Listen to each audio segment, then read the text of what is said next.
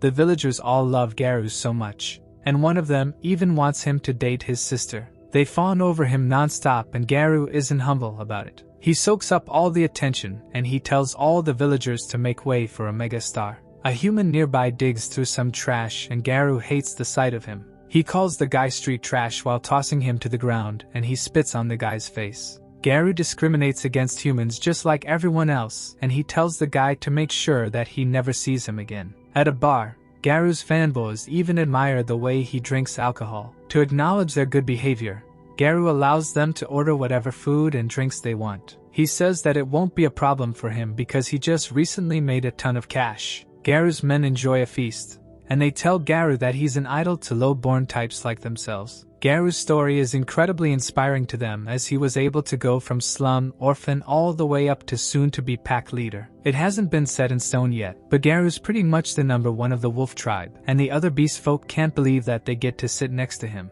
They wish more than anything to be just like him, but Garu says it's not easy. If they want to be anywhere close to him, then they will have to learn some clever ways to use the instinctual perception that the beast folk are born with. The guys all point out that Garu's is a cut above all the rest, and even the dragon youths bow down to his skills. Garu then gives them a bit of advice as he explains that much of his success is thanks to his nose and the power of smell. It's very important to be able to sort out the decent jobs from the terrible ones by their scent. He was simply able to hit the big-time job because he only ever accepted the real good ones. Garu's cronies have all watched them very closely, so they know all the jobs he has taken and they wonder if everything he just said was true about the job he did 3 years ago. Garu remembers this as the Concord of Tribes job, but the fanboys point out that Garu can't give any details about it. All they know is that it was a covert operation that only Garu could pull off. Garu apologizes to his men as he confirms that the Federation demands secrecy when it comes to that job he did. One of the guys says sorry for asking so many questions, but Garu tells them all to just enjoy themselves. Deep down,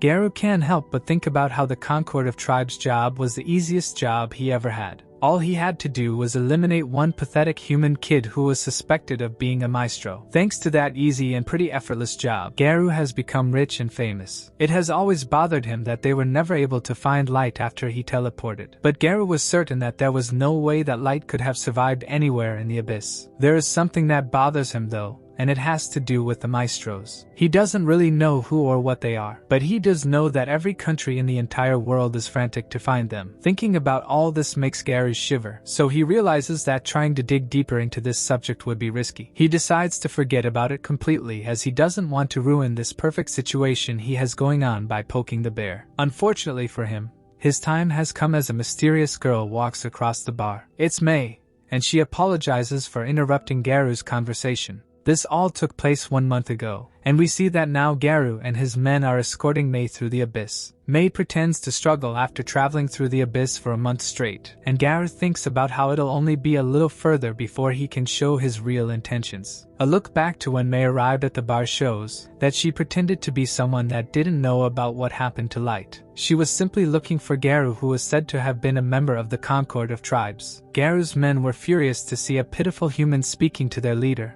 but Garu wanted to hear her out. May gave her name to Garu and explained that she lived in service to her master Light as his most loyal maid. Garu was shocked to hear her say Master Light, and May revealed that she had been searching for Light's whereabouts. Garu feared that she might know something about what happened, but he didn't believe it because no one outside of the Concord of Tribes knew. May then lied and said that Light was a key figure of noble descent. Garu couldn't believe this about Light because he just looked like some little twerp, and he accused May of trying to fool them. May kept up the act though and simply told Garu that she couldn't give any specifics about Light's background. Garu started to doubt himself but realized that the big wigs behind the job would have dug up every possible detail about Light. They never mentioned anything about him being royalty, and neither did Light. There was a tiny chance though that May could be telling the truth, and if she was, then Garu thought that there could be a huge opportunity for him to make a ton of money. Garu said that he was finding it hard to believe, so May continued. She explained that she had been traveling all over the world in search of Light, and it was only recently that she learned about him joining the Concord of Tribes. Unfortunately, This also came with news that he had perished in the abyss. Garu still didn't understand what this had to do with him, so Mei finally revealed that she wanted Garu to escort her. Mei managed to tear up as she explained that she wanted to check the place where Light was last seen alive for herself. Garu of course told her that going to the abyss carried a lot of risk, but Mei was prepared to pay him for his assistance. Mei then showed them a case filled with bars of gold that shocked all of Garu's men. It was pure gold, so Garu actually started to believe that Light was from some noble family. However, her paying him this much just to escort her was a bit strange, and Garu couldn't shake the feeling that it could be a trap. Garu's overconfidence would get the better of him, however, as he determined that even if it was a trap, one single weakling of a human wouldn't pose much of a threat to him. If she ever tried anything, Garu was sure that he could make short work of her. Because of this, Garu decided to make the deal with Mei. Garu was always a showman though, and he didn't just stop there. He pretended to not even care for the money, and said that his intentions were driven by something else. Garu lied through his teeth as he said that Light was one of his best friends, and even like a brother to him. Garu acted like the money meant nothing and he said that he just owed it to Light to help Mei. He told Mei to rejoice as he was the future leader of the wolf pack and he would gather a pack of his most elite men just to help her. He declared that it would be no easy task, but him and his noble group would escort her through the Dangaron-infested dungeon known as the Abyss. Back to the present, Garu thinks about how he wants to make sure that Mei reaches her goal without a single scratch. However, once they get there,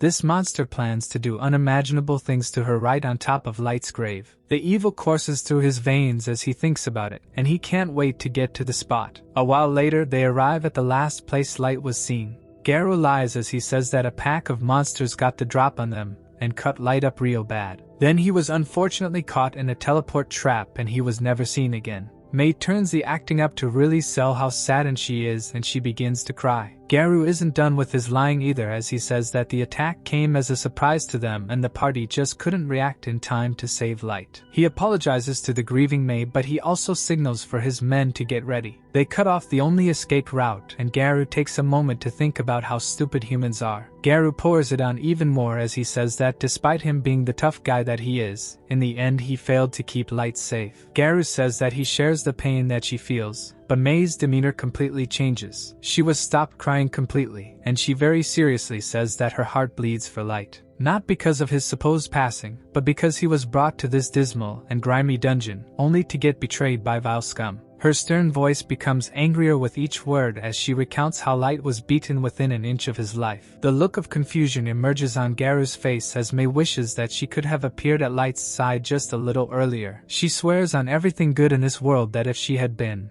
then Light never would have suffered the pain of being kicked and shot with arrows. The shame she feels is unbearable, and she desperately wants to make it right. The chill of her vengeful voice strikes fear into Garu's heart, so his primal instincts force him back. Garu realizes that Mei knows every single detail about what happened that day, but that shouldn't be possible. The only people who really know what happened are the members of the Concord of Tribes and a small handful of elite executives from each nation. Garu demands to know who she really is and who she works for as he suspects that she was sent by another tribe to spy on him. Mei is insulted to hear him mistake her resolve for something so shallow, and she says that her allegiance belongs exclusively to her master Light. Garu calls her a rotten liar for tricking him, but this would prove to be a huge mistake. Mei stands with an intense hatred that can even be felt by Garu and all his men, and she declares that they can see who's truly rotten inside when Garu's guts are sprawled across the floor. Her terrifying gaze comes with an immense pressure that fills the entire room, and Garu begins to tremble. It takes everything Garu has to remain standing, and he can't even understand why he's so terrified of her. He thought that Mei was just a weak human, and someone they could just have their way with before disposing of her. It doesn't make any sense at all why she's able to freeze him in place and send chills running down his spine. Mei's stare only gets more intense as her endless hatred pours out of her, and Garu starts to realize that he won't survive what's coming. He determines that there's no hope left, but he's shocked when someone appears, instructing Mei to settle down. Mei obeys this order by suppressing her anger, and Garu's left even more confused. They are in the abyss, so he says that there's no way that some little brat of a human made it down here by himself. Garu is sure that this kid must have allies with him, so he tells his men to keep their eyes peeled for them. Jusco finally starts to understand how wrong he has been about this entire situation. His mind still struggles to believe what his eyes are seeing, as it should be impossible. But he can't escape the terrifying reality as Light finally reveals himself. Garu never once thought that Light could still be alive, and Light very calmly greets his old teammate. With an unassuming smile on his face, Light casually explains that he's here to get payback, with 3 years' worth of interest. Garu regains his composure and chuckles after really thinking about the situation.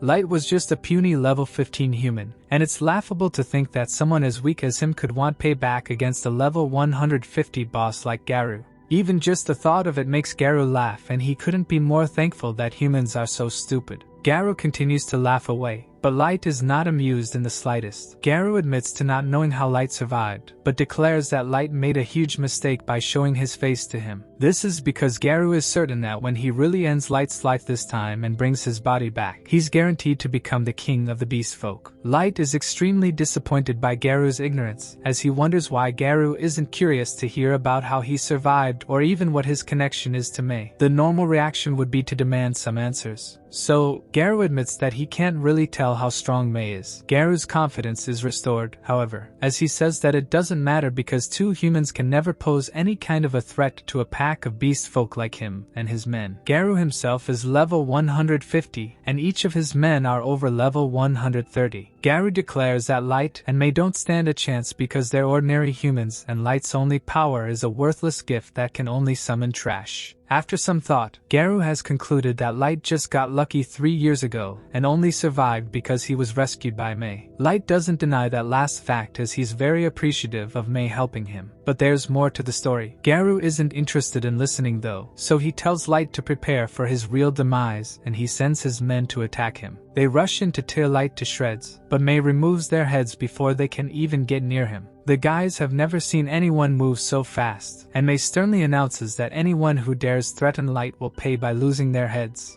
Mei immediately softens up when Light praises her for a job well done, and he instructs her to go watch the exit. Mei is as loyal as ever, as she swears upon the maid's code that she won't let anyone escape, and she rushes off. Garu's men begin to panic as they couldn't even see her attack, but Garu assures them that she just used some kind of cheap trick. It had to have been a sneak attack in his eyes, because there's no way that an inferior being like a human could beat them. Light is disappointed to hear that Garu still hasn't changed a tiny bit even after all these years, as he still thinks that humans are inferior. Light wonders if he has considered that the beast folk could be the inferior ones, but Garu's just insulted. Humans are just feeble losers with tiny pools of mana. So, Garu tells Light to feast his eyes on what real power looks like, and he displays his level. Light, of course, is not impressed, as he reminds everyone that levels typically achieved by each race differ greatly, and the discrimination that came from it is what gave rise to widespread disdain for humans. Garu is happy that the world is this way, and he declares that beast folk are just more capable than humans, which is why they're also higher up on the food chain. Light is quick to point out that 2 of Garu's more capable men are now headless because of a human,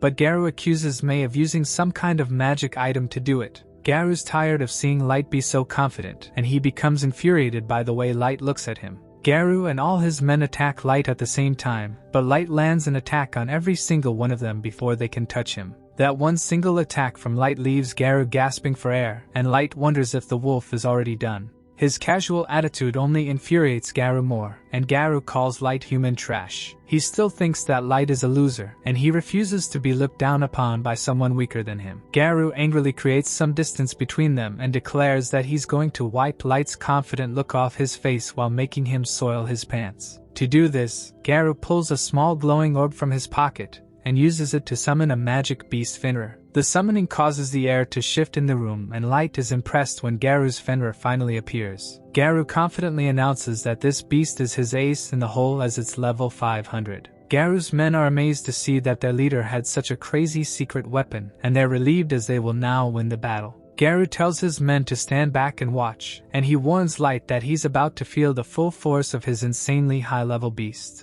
Unfortunately for him, Light only lets out a sigh as he's disappointed to see that Garu's secret weapon is pitifully weak. Level 500 is nothing, and Garu's confidence in it is embarrassing to him. Garu has a good laugh as he assumes that Light just lost his mind out of fear. He gives our hero a chance to beg for his life just like he did 3 years ago and instructs him to drop down on his knees while begging for Lord Garu to spare him. Light has a different idea, however, as he wants to toy with Garu so he can really savor his revenge. Light tells Garu to attack him any way he wants, and he promises not to move a single inch from where he's standing. Garu's anger and frustration continue to grow as he can't seem to break Light's confidence. He refuses to believe that Light can back up his talk. So, he announces that he will have his Venom wipe Light out of existence. He orders his beast to use its blazing howl attack. So, it fires a massive beam at our hero. The attack causes major damage to the surrounding area, and Garu explains that the blazing howl attack is the entire monopool of a level 500 monster focused in one blast. He says that it's enough to turn a human into a pile of ashes. So, he's absolutely horrified when he sees that Light is still standing without a scratch anywhere. Light stood in the exact same spot just like he said he would, so Garu can't comprehend what just happened. Light keeps his casual attitude as he mocks Garu for coming up with such a fancy name for an attack that did nothing but kick up a bunch of dust. Light says that he should feel silly and Garu's mouth just widens even more as what he just saw should have been impossible. On the other hand, Garu's men can't understand how he survived the attack either, and they wonder if Garu has any answers. Garu doesn't because the only answer is that Light is somehow powerful enough to completely smother an attack from a level 500 monster. Light can tell that Garu has nothing else to offer in this fight. However, he decides that it's his turn now. He starts by saying that Garu shouldn't call his little pet a Fenrir because it gives people the wrong idea. Fenrir are legendary mythical creatures with otherworldly powers, so Light declares that he will show him what a real one looks like. Light then shocks every single one of these guys as he pulls out a level 9000 ultra rare card. He releases the primal god wolf Fenrir and Garu stands frozen by shock as the beast is summoned. Garu's level 500 beast was one of the highest level monsters he had ever seen. So Light's level 9000 Fenrir blows his mind. Light orders his beast to eliminate Garu's monster, so it sends out its lightest attack. It blows a small gust of air out of its mouth, and this completely freezes Garu's monster. The attack also shatters it into pieces, so Garu and his men tremble as the dark reality of their situation has finally set in. The wrath of Light's revenge is closing in on them, and Garu can't believe that Light has a monster strong enough to wipe out his Fenrir in the blink of an eye. Light says that he's correct, but also assures the terrified Garu that he could have defeated the level 500 beast himself if he wanted to. It's now Light's turn to tell Garu to feast his eyes as Light finally reveals his own level. He's level 9999, and Garu's body now trembles uncontrollably as the unshakable confidence he once had turns to pure terror. Garu was sure that humans maxed out at level 100, so his mind desperately searches for answers, and he can only conclude that Light is some kind of imposter.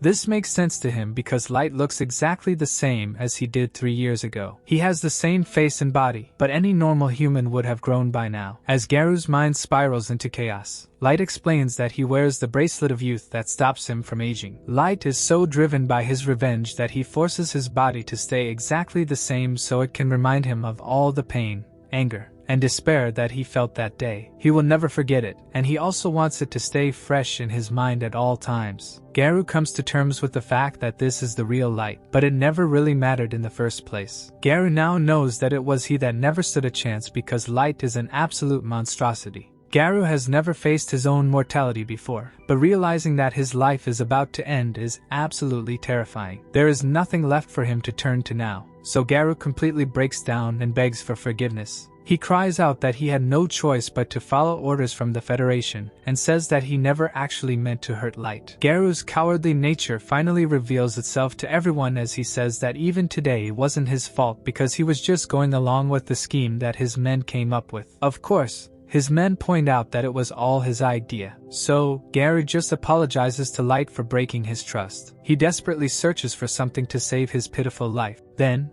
he reminds Light of all the good times they had. Garu says that they were once friends and he pleads for Light to spare him. The groveling Garu feels a bit of hope as Light explains that there's actually some information that he wants from him. Light wants to know everything that Garu knows about the maestros, but unfortunately, Garu doesn't know much. The group was only instructed to go search for one, but Light wants to know why the government is desperate to find them. Of course, Garu has no idea, so Light demands to know why the Concord of Tribes still tried to end his life even after finding out that he wasn't a maestro. Garu doesn't know that either, and he just admits to not knowing a single thing. Light wonders if any of his men know anything, and they all say that they do. Unfortunately for them, Mei has an ability that can tell when people are lying, so she slices them all to pieces. She declares that anyone that attempts to deceive her master will be sent to the afterlife, so she tells Garu to choose his words wisely. Garu squeals from the terror of seeing all his men wiped out in an instant, and Light reveals that he has only one more question. Light has shown Garu what he and Mei are capable of, so he wants Garu's opinion. If they were to wage war against the entire world, does Garu think that they could win? Garu has always been proud of his perception and instincts, so Light wonders what they're telling him about this war wants to start. Light reminds him that Mei has the eye of truth that can see through everything, so he warns Garu not to lie. Garu fears that his answer will cost him his life, but his life is in danger regardless, so he soils himself. With no ego left to fuel his arrogance, Go chooses his words much more carefully. He says that considering the great amount of power the Light possesses, he is sure that the battle would go in Light's favor right from the start. However, no matter how high Light's level is, he's still just one person. The various nations of the world have spent many years stockpiling weapons, armor, and special items. Their armies are vast, and their combined power is immeasurable. Garu says that once they all rally against Light, even he will have a hard time winning. Light is surprisingly satisfied with this answer, as that was exactly what he assumed anyway. There's only so much a single person can do on the battlefield, so it only makes sense. Light reveals that he actually has one more question, but it can wait until after they teleport. Light then uses a teleport card to take them back to his castle. Garu has no clue where they are, but he's more shocked than he has ever been in his entire life when he sees what Light has in store. Light has brought him to his throne room where a massive army stretches endlessly before him, awaiting Light's command. Light takes one single step, and the entire army kneels before their master. Garu is shocked by the sheer magnitude of Light's supremacy, as the weight of Light's true power finally crushes whatever remained of his sanity. Light takes a seat, and he tells everyone to stand so they can display their stats. His seemingly endless army of unique warriors obey his order without a second thought, and a sea of numbers filled the room. Each of Light's warriors stand out with a unique presence, their levels ranging in the high thousands. A collection of beings so distinct in appearance that each one of them look more like legends than soldiers. Even the weakest among them stand above level 1500, while some of the strongest are full-fledged mythical beasts, reaching levels as high as 9000. At the very top are Light's elite warriors that all max out at level 9999. Light explains to Garu that these are the forces that he has massed over the last 3 years. In that moment, Garu's expression embodies pure despair, the realization that he's standing before a power far beyond anything his mind could ever comprehend. Light was prepared to ask him again about his chances of winning a war against the entire world, but Garu's face has already told him what he wanted to know. Light congratulates Garu, for he has earned the reward of languishing in pain and despair, far worse than anything he could imagine. Garu's fear has drained all the life out of his entire body as he realizes that he and the others are to blame for giving birth to the godforsaken monstrosity that is Light. Light could end the world at the drop of a hat, and everyone that's not on his side is doomed. Garu's mind has crumbled to pieces after witnessing what unfathomable power really looks like, and all he can do is call Light the Lord of Destruction. Garu can hardly speak at this point as he struggles to force the words out of his mouth, and he just manages to ask Light if he's trying to become a god. Light admits to liking the sound of that, especially since it aligns with his goals. Someone is hiding the truth from him, and he doesn't know what their intentions are. If they're doing it for righteous reasons, then Light will take the path to being an altruistic god. However, if they're doing it for nefarious reasons, then Light declares that he will have to go down the path of a satanic monarch. The power that allows him to do all this comes from his one ability. With it, Light can either grant blessings and fortune or draw on everything in despair. The world has a chance to prove which it deserves by simply revealing the truth that it hides. Light's plan for the future has already been set in motion, so he announces to his army that it's time to begin their march from the abyss to the surface, out of the darkness and into the light. That's where the series ends for now. Thanks for watching my recap, and make sure to like and subscribe to the channel. See you on next video.